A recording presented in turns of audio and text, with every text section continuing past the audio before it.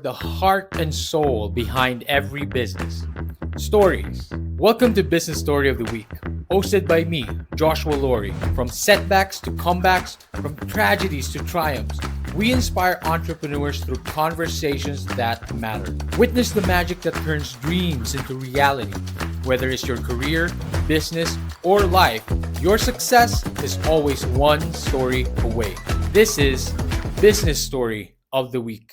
And welcome back, folks. Welcome back to Business Story of the Week. I am your host, Joshua. And today's question is about mindset.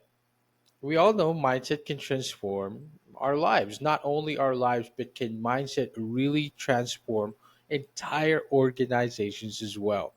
Well, our guest for today, I bet, can answer that question. She will be joining us today.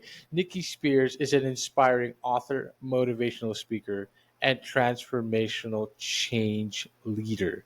In 2016, Nikki left her job as a school principal with no promise of pay to pursue her vision of helping organizations create and sustain positive cultures by focusing on mindset and the unique culture of each individual. I already love that line. I already love this episode. Since then, she has empowered thousands through her books, dynamic workshops, and keynote speeches. As a former educator with over 20 years of experience, she founded Culture Creation and has been featured in numerous publications in her for her impactful work. Get ready to be inspired, ladies and gentlemen, by Nikki's passion for cultivating environments where everyone thrives. And today she will be sharing all that insight, wisdom, and her experience with us in this episode. Nikki, thank you for coming on the show. How are you doing? Wow, thank you, Joshua. Thank you for having me.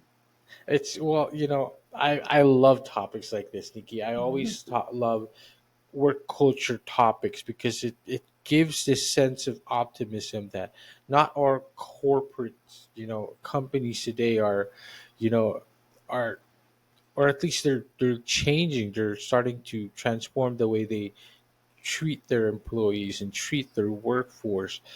And each individual, like you said, there is a unique culture for each individual as well.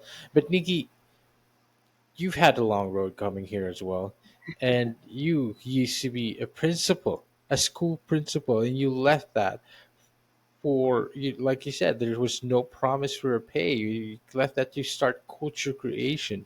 First off, what inspired you to leave that role and create Culture Creation? But also, where did this all begin, Nikki? As a child, did you always know you were going to be a principal? What is the story of Nikki Spears?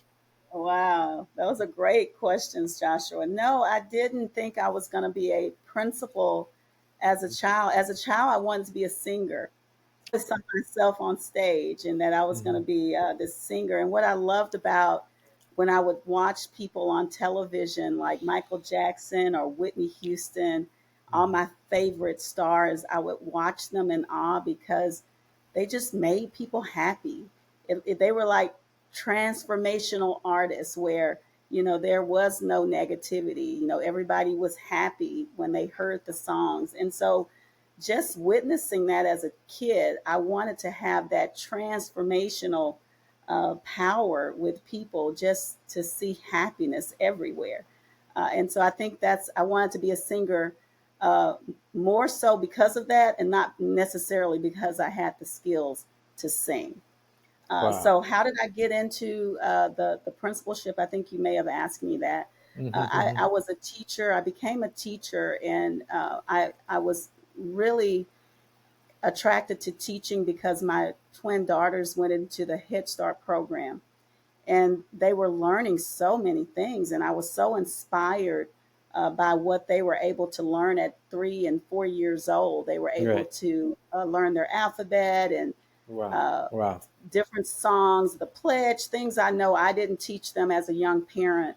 Wow. And I said, I want to be a part of this. And Wow. and so that really inspired me to want to become an educator. And then I moved from education and teaching in the classroom to doing more roles in administration, where I Right. had Okay. greater impact. Hmm. And so then I eventually became a school principal. Wow. Okay. So first off, you know, your name would have been a perfect singer artist, Really? of course, maybe there's already that familiar kind of tone to it, like Niki Spears. We could do it. We kind of already know another Spears, right? So I mean, it would have been perfect. But I also love how you said that you want to be part of your children's education, and that transitioned you into doing more back end work into the school. And I imagine part of this must have inspired you with transitioning to culture creation. But talk to us a bit about that as well. In that, what made you decide to, like, okay, I can't be. I'm letting go of being a school principal, which I feel must have been fulfilling because I mean you were with your kids, you were teaching children, and what what what put you on a path of creating work culture, like a work culture positivity and transforming cultures like that? What set you on that path, and how were you able to transition out of being a school principal to starting your own business? Okay. So being a school principal, I think I was able to see a helicopter view of what was Right. happening in the Right. organization. So it Hmm. wasn't just isolated to one or two Hmm. classrooms or a grade level. And what I found was that there was a lot of negativity in the school setting where it was Hmm. really difficult to get people to concentrate on students' needs because adults had so many needs. So, what I learned as a principal is that a lot of times you get into the work because you want to help children, but it really is a system of trying to really help adults want to help children.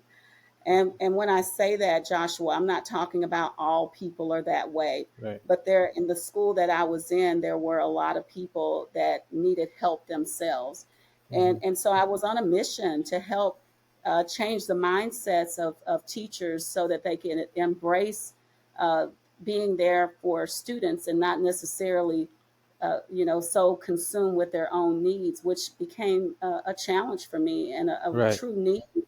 And as I talked to other principals, especially in my district, they saw the same things happening on their campus. And so I eventually adopted a book from Stephen Covey titled The 7 Habits of Highly Effective People. Yep. And I Hmm. started going over those principles with my teaching staff, and the students also learned those principles. But I was contacted by the company, the Leader in Me, who has taken the Stephen Covey's principles, and they've created a whole program. And they Wow. said you can't use this program unless you purchase it from us. So I hadn't, I hadn't purchased the program. I was just using the book and Yes. teaching the principles. So, Uh-huh. long story short, I had to stop using the book. I was Okay. being threatened by the company. Ah. And so I had to stop using the book. And I thought, well, what else can we do? Because our kids have Of course. really taken ownership of these principles. Hmm. And so we had to replace them with something else. So I eventually reached out to the author, John Gordon of The Energy Bus. And I'm not sure Hmm. if you're familiar with him, but I reached out to him and he and I John started to Gordon. collaborating Hmm. on some things and talking to him about what I was doing with the 7 habits. And I took his book, The Energy Bus, and was able to now transition from the 7 habits to the principles from the Energy Bus. And so I did that for about 3 years with him. And then I thought, it's time for me to create my own theory and book and principles. And so I branched out into culture creation, which is how I was inspired to do this work with culture creation and writing books myself and going out and teaching the principles from my book. So that's basically how I got started with, going out and helping organizations create and sustain positive culture. Wow, awesome. Well, I mean, first off, shout out to John Gordon. Am I correct? Did I say that right? Shout out to John Gordon to helping you and of course collaborating with you. See, you must have seen the promise and the potential of what you were doing, and the goal really was to help organizations. Really, I like how you said that you saw their principles and you were looking at what issues that they were having, that they were having similar ones, and it's almost like you chose to start working with adults over children. So that's quite the choice. That's quite the transition that you did, but you do it differently, of course. You've empowered thousands through your books, through your workshops, through your speeches, through your keynotes. I'm very interested in how you approach this because you have a way of using mindset and culture in particular, right? So, how do you approach helping organizations develop and sustain positive cultures, and why is mindset such a crucial component? That's good. That's a really good question. Um, when I talk to leaders, and as I've been doing this work, for the last few years, what leaders want is to walk into an organization and people are on fire for the mission and for the work that they do. And so often they come to people like me, and it's like, what do I need to do with my team to get them fired up, especially after COVID? It's been a lot of low morale and things like that in the workplace.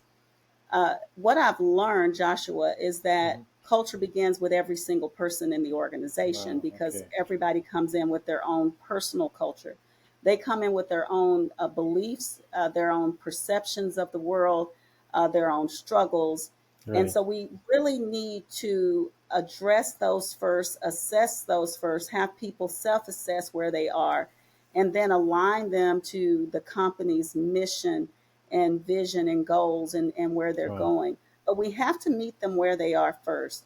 Wow. So Of the way course. I approach that is through my training or through a keynote. I always have them think about their core beliefs, Hmm. some of the things that they've agreed to or adopted as far as back as when they were children that Hmm. now they bring into the workplace, Hmm. and to assess that energy and then how they're showing up on a daily basis, Hmm.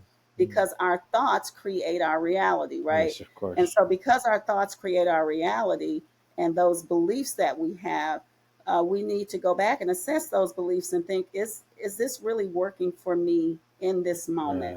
Right. Right. Things that I learned from my parents or grandparents or whomever. Those are things that I may need to do away with, or say, you Hmm. know what, that's not true Hmm. in the world that we live in today. Especially. And so it's important that each person is able to understand how these beliefs influence their lives today. Wow, and that's quite the undertaking. That's quite the challenge to overcome, right? Because these are deep seated programs that we've brought with ourselves as into our adulthoods that has shaped our entire personality, shaped our entire lives, really. Yeah. The mindset aspect of it is just like being able to let go of these past, Yeah. of these baggages, basically, which are obstacles to our goals, obstacles to our dreams, and whatnot. But also, it's because culture in a way is all deep seated as well. It's part of us, and we need to be able to express that positively and sustain it positively. It's a very interesting concept that you talked about that just now, because Nikki, again, you've done this through a lot of workshop. You've coached people, organizations. I'm very interested in uh, a story that stands out. That's literally, I mean, we love stories on the show. That's literally the Mhm. second name of the show, and we love getting into stories. Is there a particular story that stands out where you witness an impactful transformation in an organization that you work with, where you applied, mindset and culture and allowed them to thrive, allowed the team, the organization to thrive individually? Is there a story that stands out to you? Please share that one to us. Yeah, there. I have several, but I think one comes to mind when you talk about transformation. And when we start doing this work, it is work. It's Hmm. not a one-time workshop. It's not a keynote, I think that's the spark to get people to Mm, start to think a little bit different. But work. And, mhm, like you just said, a lot of these things are programs that we've had with us our entire life. So to think that, one workshop is going to change that, it's not. of course. And so it's about leaders being patient, Hmm. about, and, the people and the building being patient with themselves, and Hmm. kind of understanding themselves and giving themselves that time to understand some of those things that are embedded in the subconscious mind that we may not even be aware of. Hmm. So, in particular, one story stands out. I'm working with a principal, and she has a leader. I mean, I'm sorry, a teacher in her building who has been there over 30 years. Hmm. She's been very negative. Okay, very. One of her Mm. ne- biggest uh, biggest challenges was this one teacher, and she said, Nikki, how is this going to work for this one teacher? And I, Mhm, I said, well, it's not to concentrate on her and her mhm. behavior, but we're not going to ignore it either. However, we're going to move along with the people who are moving with you, There you with go. your vision and where you're Mhm, trying to go. And we're going to give a lot of energy to that. mhm. But we're also at the same time going to pull people in and correct behavior that we don't Right, see that's aligned. But we're not going to give all of our energy to the negativity, right? of course. Because we get more of what we focus on. So by the end of that year, I think she had about five teachers that were in her that were not aligned to the vision and Whoa. moving forward with the positivity, right? Uh-huh. I think three of those people started to come over to the other side, and Wow. she still had two people that just refused to. Mhm. The one teacher that had been there 30 years decided to retire. Wow. Wow. And she said she just could not Wow. uh, get get with the positivity movement. Whoa. And Whoa. it was, I think it was more so because she had, like you talked about, the programs Mhm, had mhm, she had held those programs for so long, and now it mhm, was something different. So she had to make a choice. She mhm. had to make a choice as to whether or not she was going to move forward with where they were going as an organization, or it was time for her to go. And she decided that it was time for her to retire.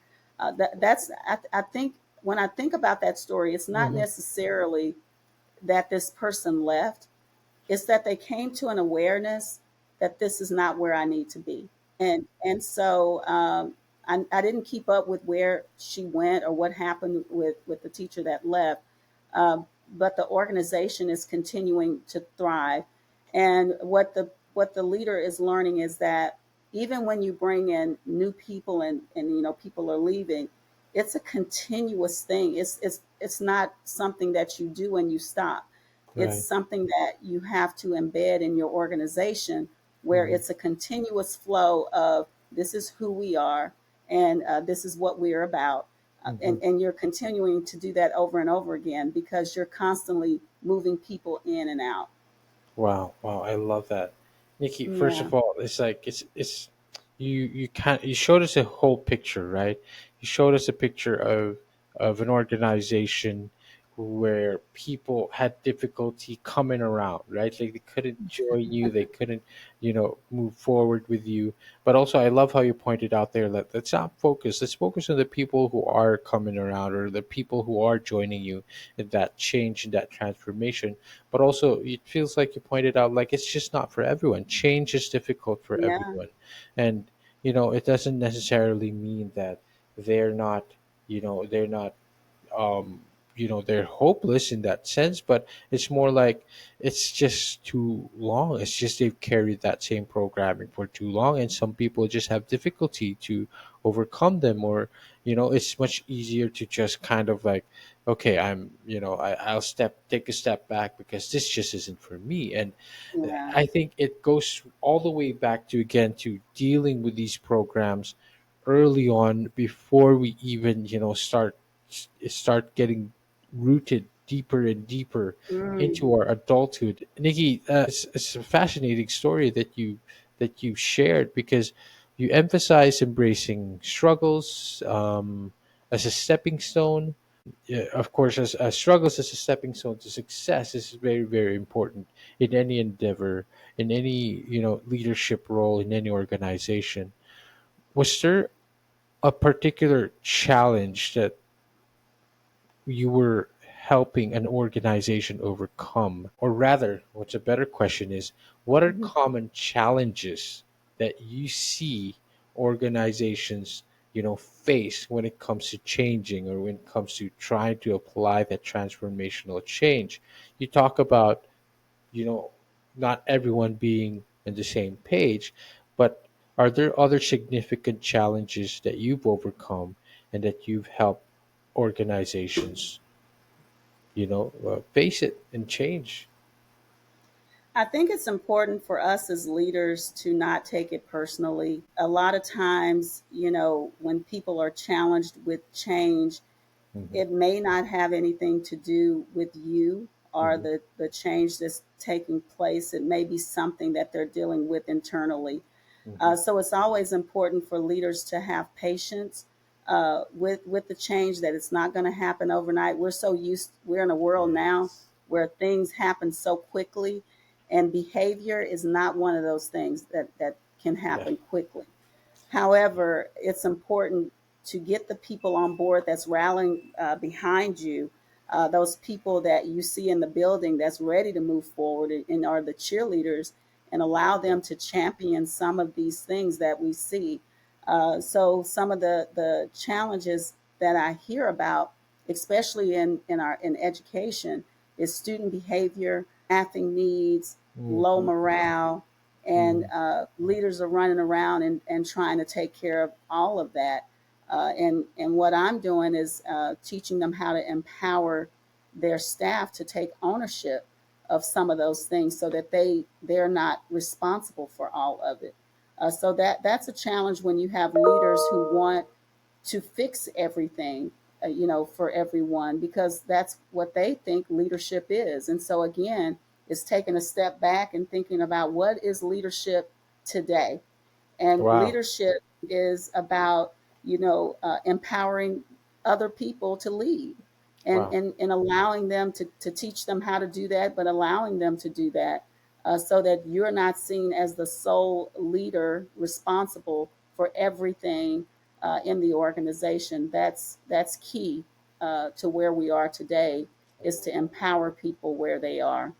I love that. I love how you said that leadership isn't about, like making people like just come on, like just come join us, just get with it. Just get with the program. Yeah. Leadership is about empowering them to do that, empowering them to get to that space on their own and allow them to, come around themselves and see the value in it for themselves, of course. And I think that is very powerful and very difficult to do at the same time.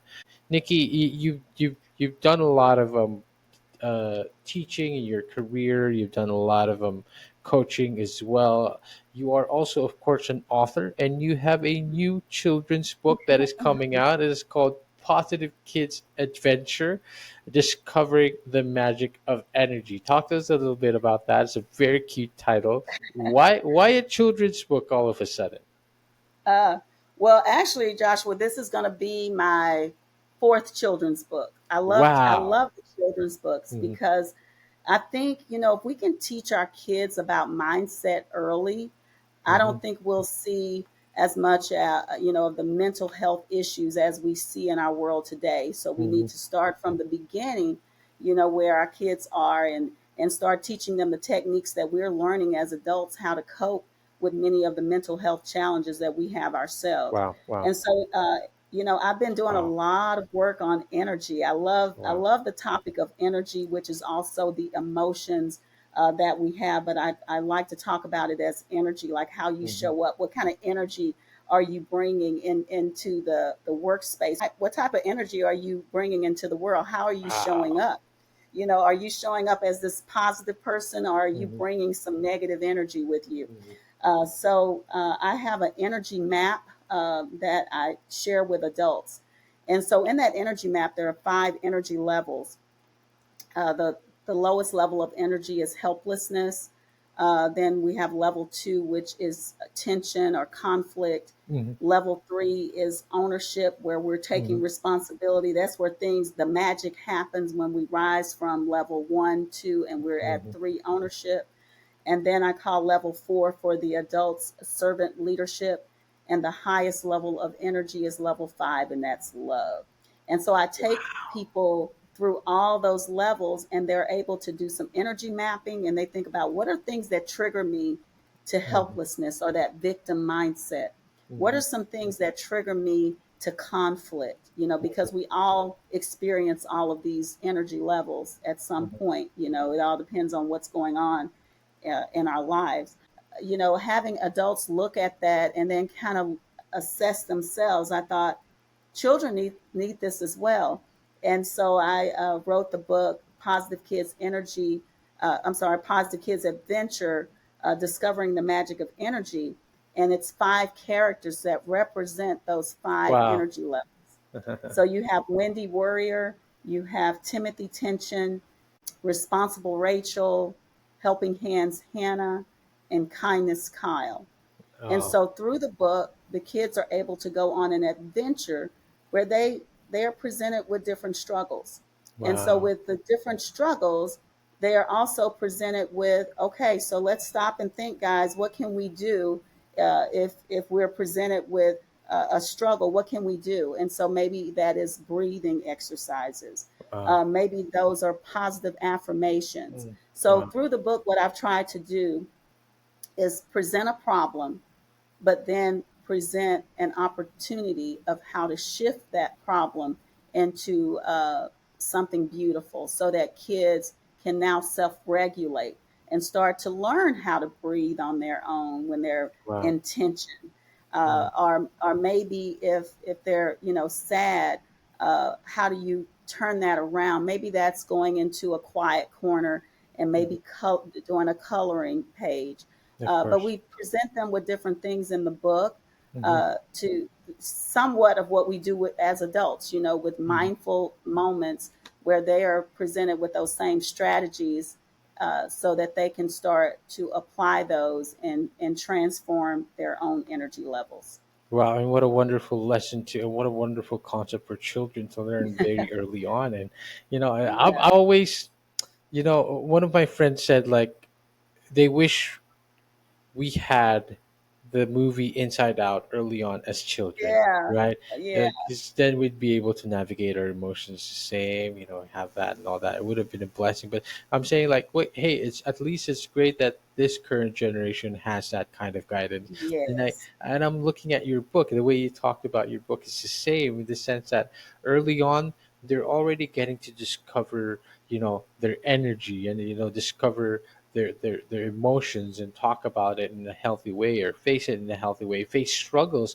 in a healthy way. Because if we don't, I mean, we're gonna get adults who fear change, Yeah. who fear transformation. Exactly. And I love how you're addressing both. You're addressing the early programming, and you're addressing now the adults who need a change, a mindset change, and a culture change. And really, it's a whole package for you, Nikki. Again, I was already excited with the topic that we were going to talk about on here today. Nikki, I'd love to give you this opportunity. Where can we find you? Where can we connect with you? Where can we your children's book? And where can we learn more about what culture creation does? Okay, well, I have a website, www.culturecreation.com. Mm-hmm. And creation is uniquely spelled CRE, the number 8ION. So that's where you can find me. You can also find me when you visit Culture Creation, Positive Kids Today. That's where Mm-hmm. I'm going to be promoting the book, as well as some teaching components to go with the book. So I want it Wow. to be where we're educating teachers and we're educating parents. And so we're bringing in the whole community to help talk about energy and how we show up. Wow. So that's where they can find me. I'm also on Facebook, Mm-hmm. Niki Spears. I have an author page there, and Instagram, Niki Spears 4, the number 4. Fantastic. All right. Well, ladies and gentlemen, check out Culture Creation. Check out Nikki's book, and of course, uh, connect with her on Instagram. I'll definitely give you a follow, Nikki, and I wanna look forward to look after what you guys are gonna do, and what your next steps are, because I think it had been a very very positive, um, how you say this has been a very positive uh, concept and reminder that you've just presented with us today. It's great to get in touch with our children's side, but also addressing uh, our adulthood right now. Yeah. Nikki, it's been wonderful. One last bit of wisdom that you would love to leave behind the audience. Take us home. Okay. Well, I just want everybody to know that with every struggle comes amazing opportunities. So don't be discouraged. Always look for the opportunity in every challenge. I love that. And what a way to close this episode. What a wonderful, lovely way to remind all of us. Nikki, thank you so Thank much for you. being on the show. Thank you. And to all our audience and listeners out there, I hope you enjoyed this one. We will see you on the next one. Bye bye. All right, so here's the thing, we try to get a little bit better every day, but we can't do it without you. So if you like the video, make sure to like and subscribe below. And if you have any comments, just leave them in the space under.